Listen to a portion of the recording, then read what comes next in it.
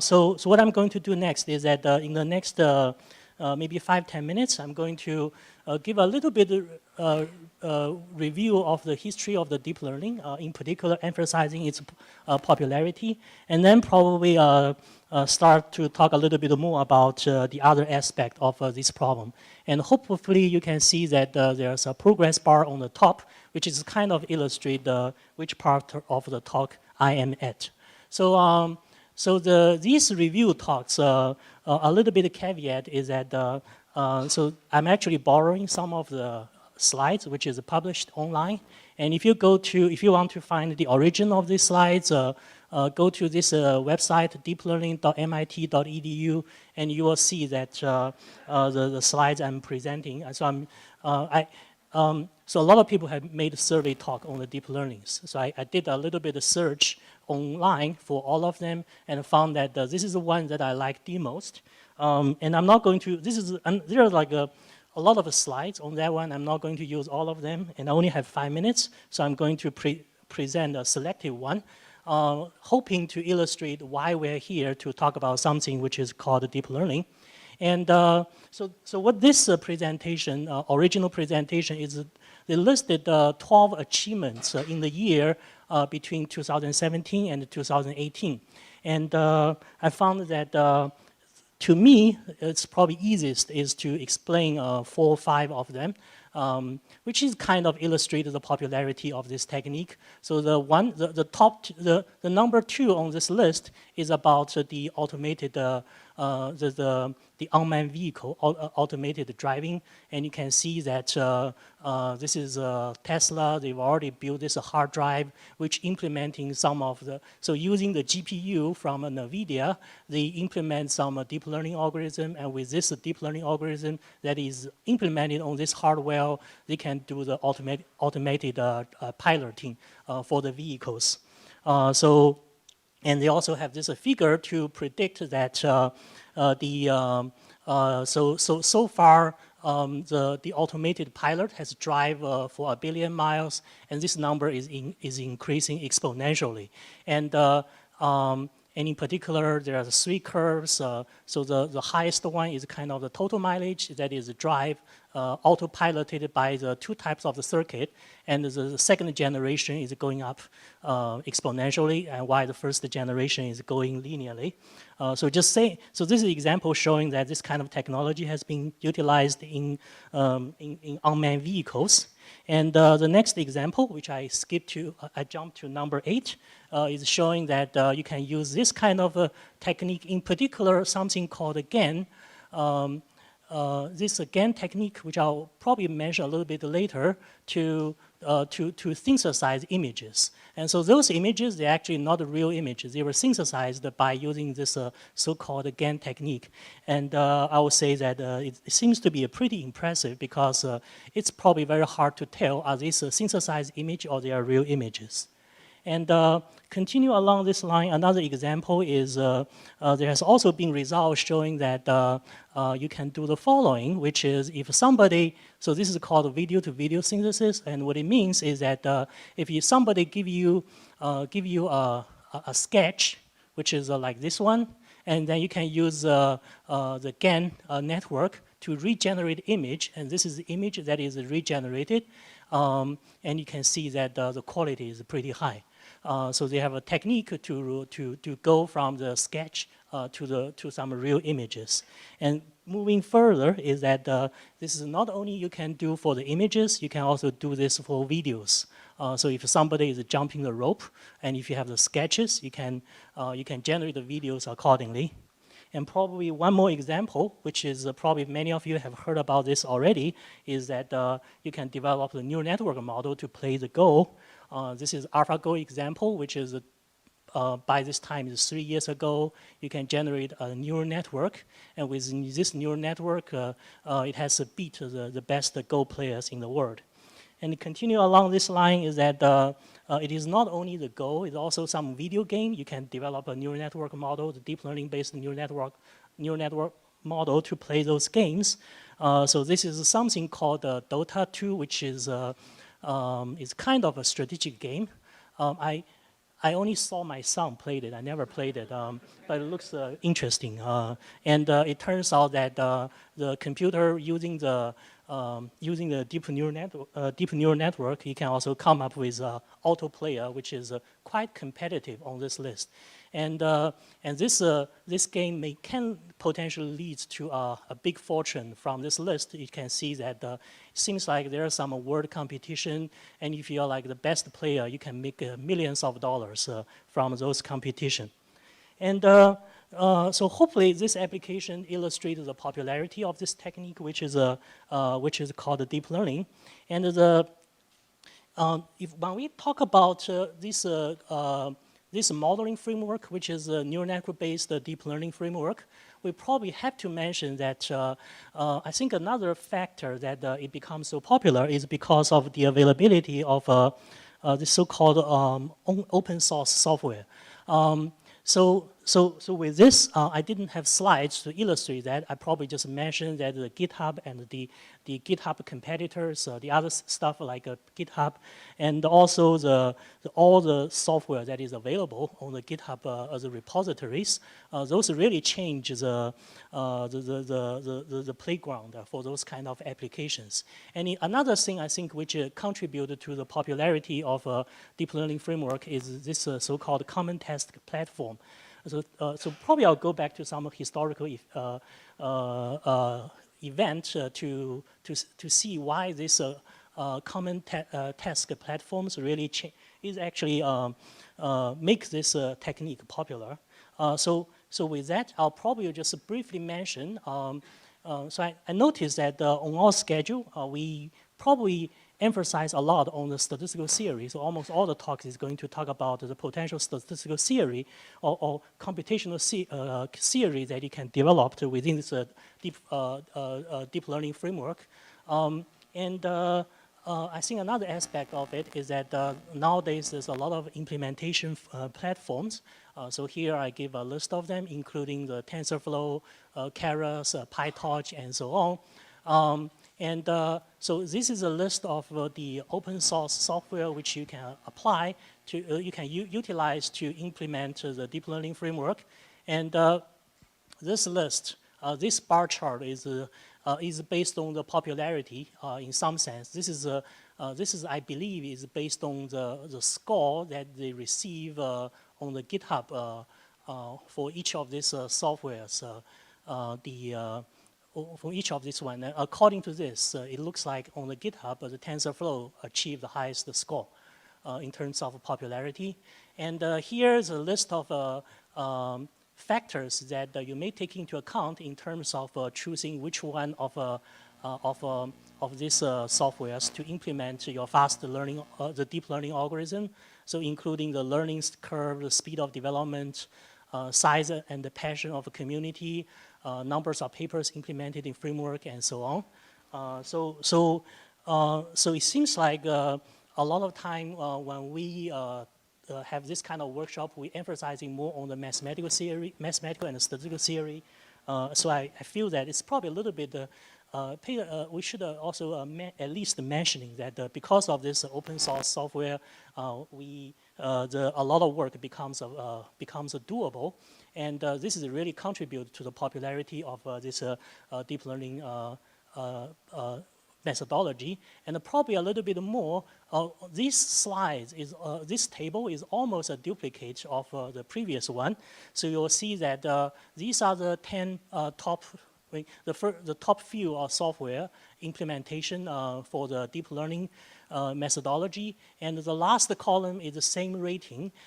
This one is a little bit outdated because the previous one is based on this online presentation that I downloaded from this MIT website.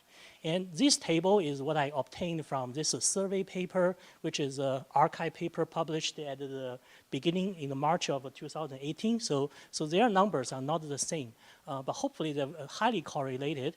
And the point I want to make is that if we look at the language that they utilize to implement those software, so a lot of them are based on C++ and Python. And if we're thinking about the application program interface, we'll see that I think it is pretty obvious that Python is dominating in this list. So it's probably will say that the deep learning software, Python is a king, is the main implementation tool for this deep learning for those kind of problems. And since this is the opening workshop, so I probably it is okay to at least talk a little bit about the formulation of the problem to set a ground for the rest of the presentations. So what is the mathematical formulation for a neural network problem? So hopefully this is hopefully trivial to most of the people in the audience already, which is this is a concept called perceptron, which is the basic unit in a neural network. So what it means is that if you have input x1 through xd, and after linear combination with coefficients, which is w1 through wd, and then you get, so this inner product of this w vector with this x vector is a linear combination plus intercept term, and that is a value. And this value may pass through some nonlinear function. This could be ReLU, could be sigmoid function, and the output is the output of this basic unit, which is called perceptron. And if we are talking about a neural network model, so this concept has been introduced more than 60 years ago. And if we're talking about the neural network, so this is in of the neural network, which is the green buttons. These are the input nodes. So representing that you have, in this case in particular, you have 4 inputs, and each one will pass. So those ones, the ones in the middle, these are the same perceptron that I just talked about on the last slides. And so each one may be fully connected to the this column of nodes, which we call the intermediate nodes. And these nodes could be all fully connected to the nodes on the next level as well. So this means that we have 2 hidden layers, and finally they will be connected to the output nodes. So each nodes in the middle and also in the end, they are representing one of the perceptrons that I talked about earlier, and the whole system is called a neural network model. And so this is a fully connected neural network. So there are some special cases in those neural network, including, for example, the convolution network, which means that those nodes, they are actually representing the convolution operations in either a 2-dimensional array or it's a 1-dimensional array, and each layer is kind of a is kind of doing the convolution. So forgive me, I don't have a slide to talk about what is a convolution. I'm hoping that most of people in this audience have already know what a convolution is already. So this model.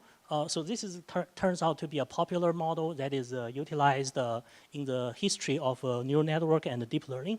And then I think the deep learning is getting started is because I mentioned at the beginning that there is something called a common task platform. And in particular, I probably would mention that there is a competition which is based on a data set that is called ImageNet. And for that ImageNet, what it does is that it basically provides 1 million images, and you were asked to recognize those images. And people start trying different methods. There used to be support vector machine, random forest, ensemble-based method. Those are popular 20 years ago.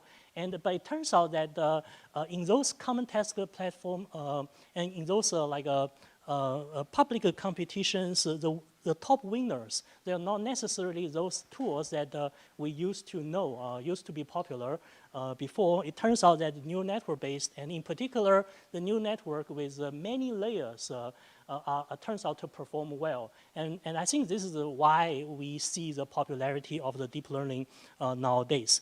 And this particular architecture is one of the neural network that is built to participate in this competition. And I think the next slide is kind of showing that this competition has been held for many years. So it starts from 2012, which with this net, so this list, this is a list lists the top performer at each year. So it starts from 12, 13, and keep on going. So this is some top performers. And what this graph shows is that the horizontal axis is the time. So it starts from 2010, 11, 12, and probably starting from 12, we have this common test platform and keep on going. And the height of those bars representing the classification error, it used to be pretty bad, but then with the application of a neural network, and in particular neural network with many layers, the performance increased dramatically. So for example, by the year 2012, it is already less than 4%, and this is probably beat the human error. So which means that even if you ask a graduate student to classify those images, there'll be 5% error rates. So the machine learning-based or neural network-based methods start to outperform the human, and this number keep on going down. And I think another aspect of this problem, of this competition, is that if we list the top performers, so this time, in terms of time, we probably will go from the right to the left. So this is 2010, the best performer, and 11, 12, 13, 14, and keep on going. And in the 14, there are there are multiple top winners. And what this graph shows is that as the time progress, the performance is getting better and better. It goes down, the arrow goes down from 28% to below 4%. But the all neural network-based method. And if you look at the numbers of layers, used to be shallow, which probably means that one hidden layer or maybe two hidden layers.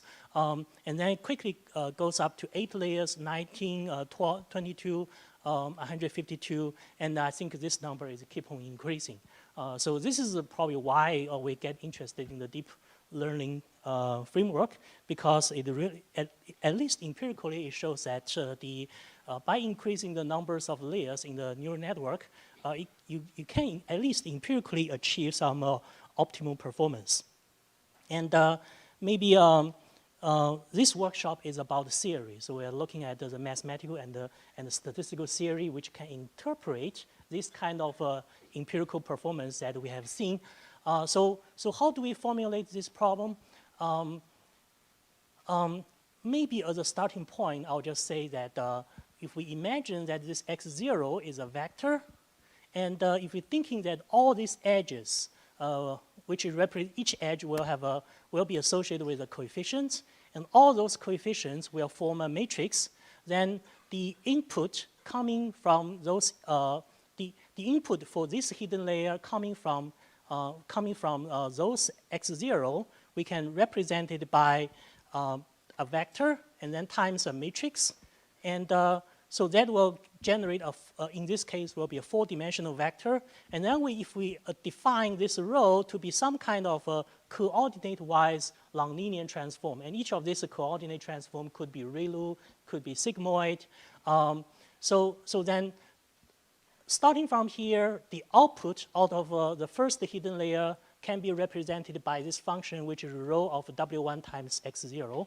And similarly, we can keep on going doing this. So if this W2 representing the matrix is a matrix containing all the weights from this hidden layer to this hidden layer, then the output from this hidden layer to the input in this hidden layer, we can denote it by W2 times the, this is a matrix operation, the matrix times a vector, and then you pass it the long-linear transform, which is a row, that is we defined before. And finally, multiply this matrix, you get the output, and output will also apply this potentially long-linear transform, which is a row. So hopefully this is one way to describe the mathematical formulation of a neural network. And I probably will say this is probably the very basic of some of the talk you are going to hear. So some of the talk in this workshop will go much deeper into this kind of the formulation. And just to illustrate where the problem may come, what could be the potential challenge, even if, in this framework, even if we think that, those rows which are nonlinear, which makes the problem very challenging, even if we kind of think about the easier problem to deal with, such that this row transform identity transform, this problem is not necessarily trivial in the sense that we can think that if this is a statistical problem, which is I have input X, and now because of I get rid of those rows such that so those row becomes identity, then the output of this neural network is simply by multiplying multiple matrices in front of this X to get the output, and I want this output to be somehow close to this response vector, which is Y. And if I apply this risk function, then what I want to do is I want to find this matrix W1 through WK such that I can minimize this kind of objective function. So even with this problem, you can quickly realize that when the k is bigger than 2, this is already a nonlinear. This is already a non-convex optimization problem, and there's identification problem with it as well, because those W1, W2, even k is equal to 2 is not going to be unique, because if you left multiply 1, right multiply 1, you can get another matrix. And making it more difficult is that you can actually show this is essentially an NP-hard problem, which means that you are going to get infinite numbers of local minimum. And then the question is which one of those minimum is going to be optimal. And I'm pretty sure that you are going to hear more about this in this workshop towards knowing that this is a NP-hard, this is a non-convex optimization problem, knowing that it is intrinsic NP-hard and could be many, this infinite number, there's exponentially numbers of local minimums, how to determine the optimality based on some optimization problem. So I probably would mention that probably not so much covered in this workshop, but there are also a lot of people from applied math looking at this kind of a problem, and they probably start from approximation theory perspective to try to explain those deep neural network framework.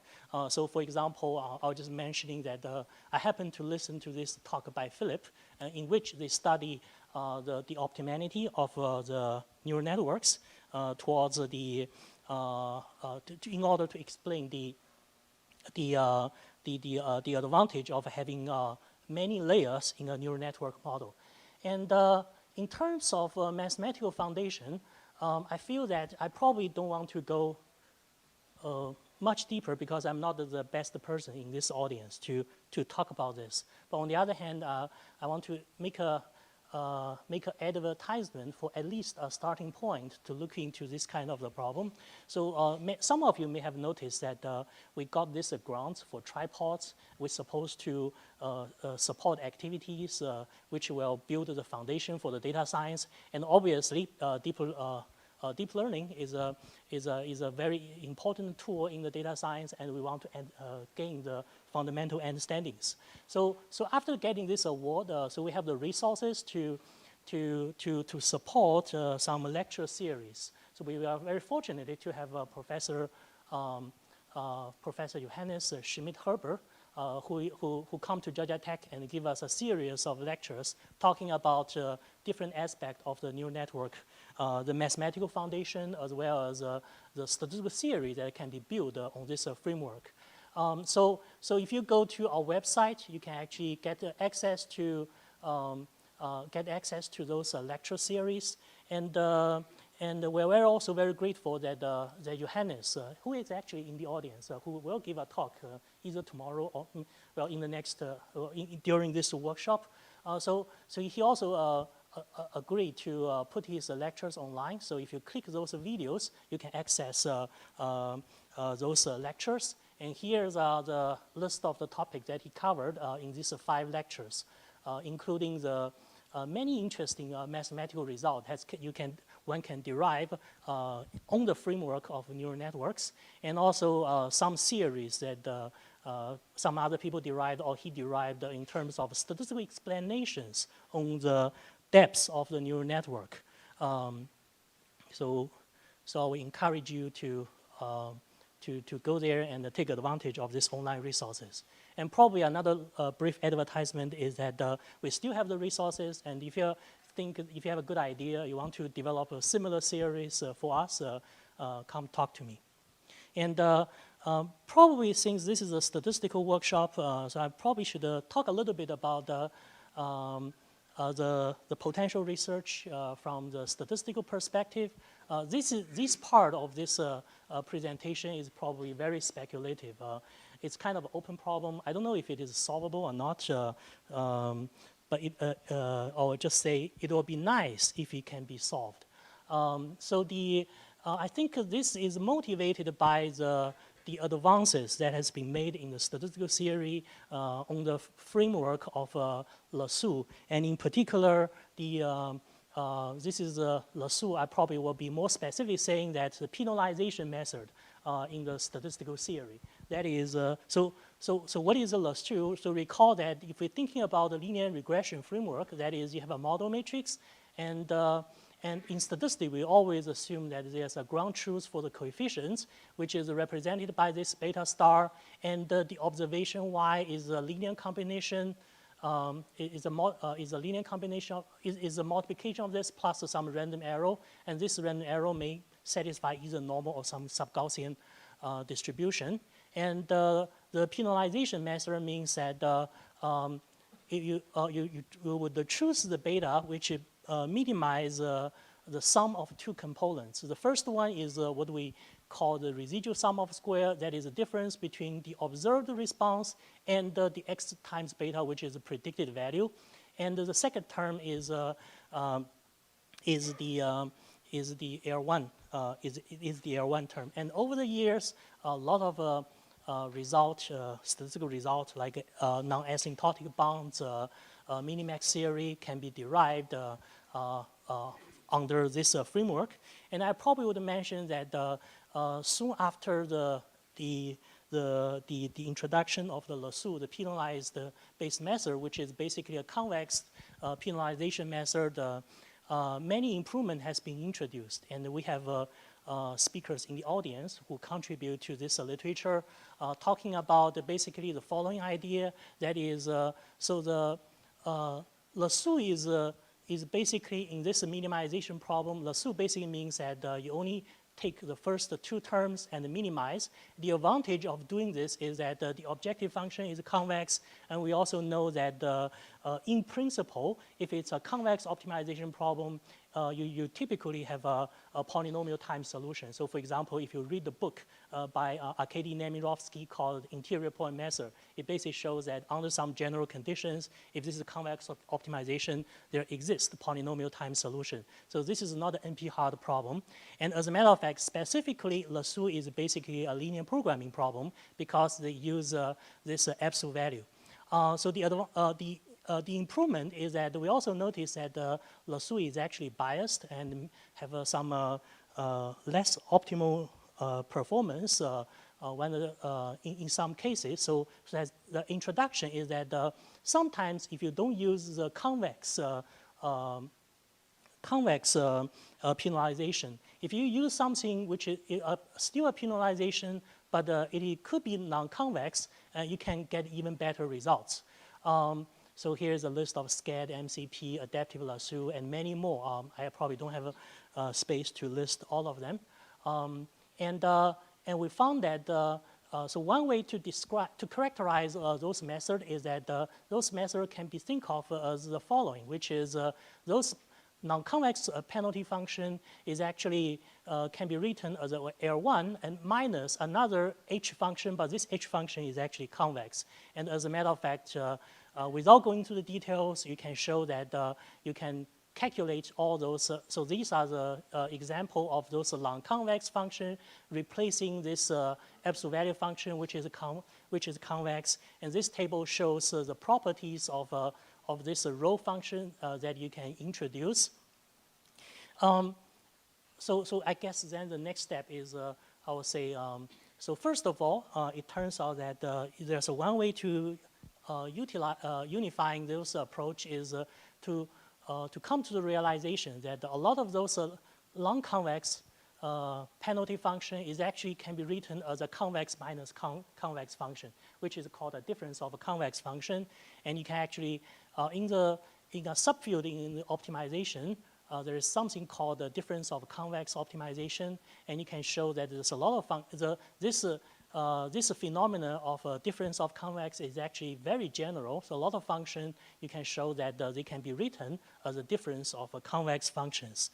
And a little bit more technicality is that so sometimes we are not only worrying about the local minimum, because we probably sometimes the extreme point is at the boundary, and the boundary is not necessarily a local minimum. So another way to kind of more generally define the to replace the local minimum is in the optimization literature is to consider something which is called the de-stationary solution, and it turns out that in a recent work we show that if you assume even some very general conditions on the convex function that you subtract from the sum of absolute values in the non-convex penalization. And at the same time, if you assume some conditions on, so those hopefully is some kind of a widely adopted assumption that is made in the statistical literature, like the restricted strong convexity condition. And it turns out not all the local minimum are going to be a good local minimum. So you also have to have conditions on the local minimum.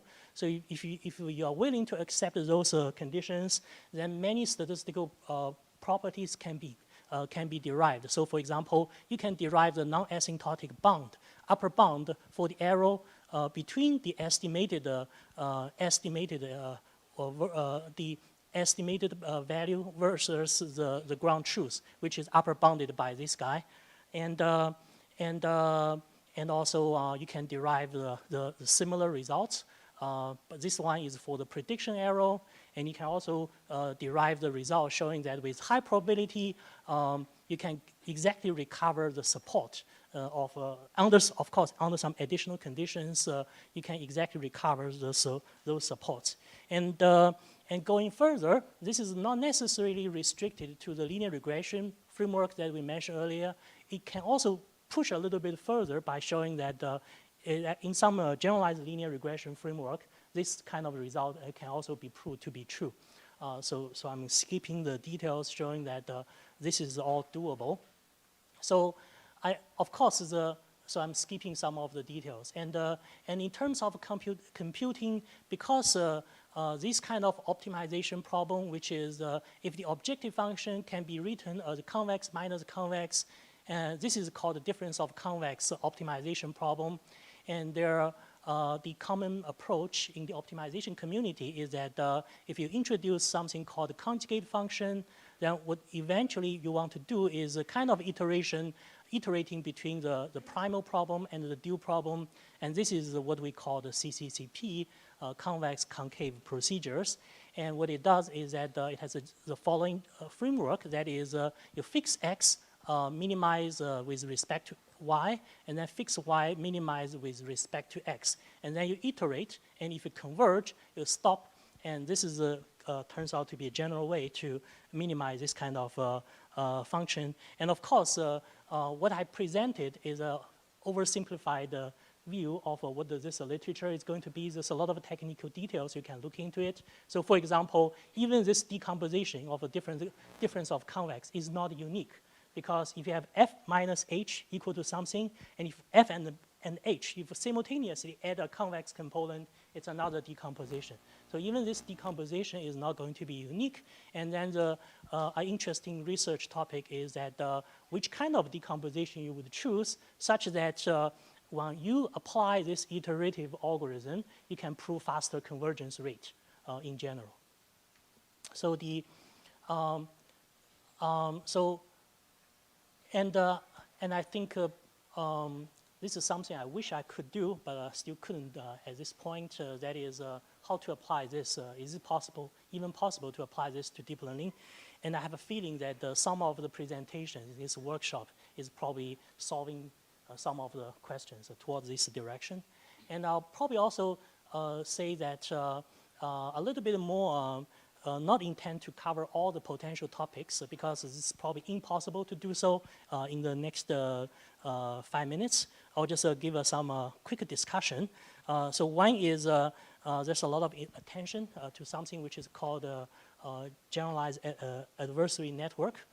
So this is a picture showing that 2 years ago in this NIPS conference, there's a session on the GANs, and this is the participants of this conference. So this is showing that how popular this topic can potentially be, and what is this again. So it starts with a concept which is called the generative models. That is, if I input some random vector, can I output something which is meaningful to me? In particular, can I, and in between these two arrows representing potentially a neural network model. So in particular, if I apply a multi-layer neural network, so this diagram illustrates a multi-layer neural network, and if I input is a random noise, can I output can I train this network so that we'll come up with something that belongs to a particular class of images that is of interest to me? And there has been research arguing that this is essentially trying to the mapping, do the mapping, and this mapping is mapping from the one space, parameter space, to the space where is this space including the interest image that that we want to generate. And so the kind of those images is embedded manifold in this high dimensional space, and through this neural network, we probably can come up, can characterize the mechanism which link this low dimensional space to this high dimensional space. And this again is that is applying the simple. So one way to formulate the game problem is that this is essentially solving a minimization, minimax problem, which means that we have some real data set, and this real data set coming in this. So we basically try to train two neural networks models in the So the first model is that we have some completely random noise, and input this random noise, and it will generate something we consider the fake data. On the other hand, we also have real observations which generate the real data. This neural network, what it does is that it tries to distinguish the real data out of the fake data. So it tries to distinguish these two types of the data. And what this neural network, what it tries to do is that it tries to generate the fake data so that this discriminator cannot distinguish. So this one can be formulated as a minimax problem, and hopefully with this framework, we can generate the generator, which is this part that can do the things that we mentioned earlier. And this is called generative adversary networks. And so it has many empirical success, and we have seen many research towards answering towards the fundamental understanding of this kind of the problem. I probably will just mention that there's a lot of interesting research from the theoretical computer science, and in particular, I would mention that this open lecture, which is given in the International Conference of Machine Learning last year. So the slides are available online, and I think video is also online, given by the Sanjeev Arora, which seems to be very interesting. And I'll probably, I'm running out of time. I was just mentioning that if you look at the approach that he is taking towards answering towards try to get to the fundamental understanding of this deep neural network, to me at least, I saw a lot of statistics in the approach that he formulates those problems, which is nice. And probably the emphasis is slightly different if we're comparing what he said and what this workshop is going to cover. So I'll just briefly mention, well, he's going to talk a lot about emphasizing the optimization approaches like gradient-based methods, stochastic gradient-based method, the property of those gradient-based methods, and so on.